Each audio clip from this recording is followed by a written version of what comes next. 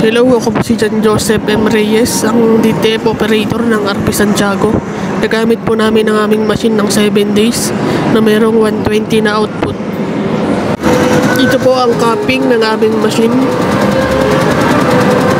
Ito naman po ang kanyang head. Bago po tayo magsimula ay mag-head clean po muna tayo.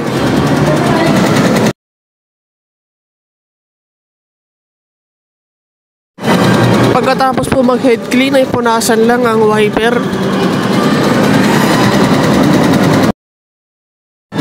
Then proceed na po tayo sa nozzle check.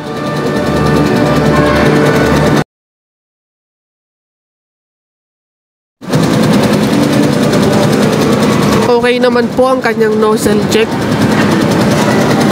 At ito naman po ang aming groundings. Ito po ang aming ABR. At itong waste tank po ay nalinisan nung last Saturday. At ito naman po ang aming mga used supply. At ito naman po ang aming mga unused supply na sakto lang ang bilang.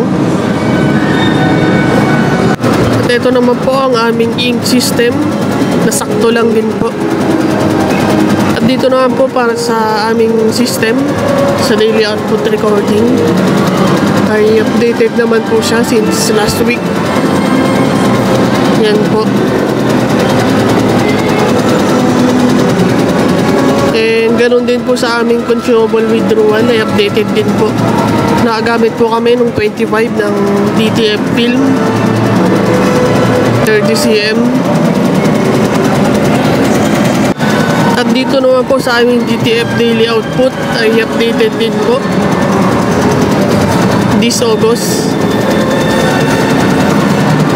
And ganun din po sa aming DTF consumable monitoring ay updated din po.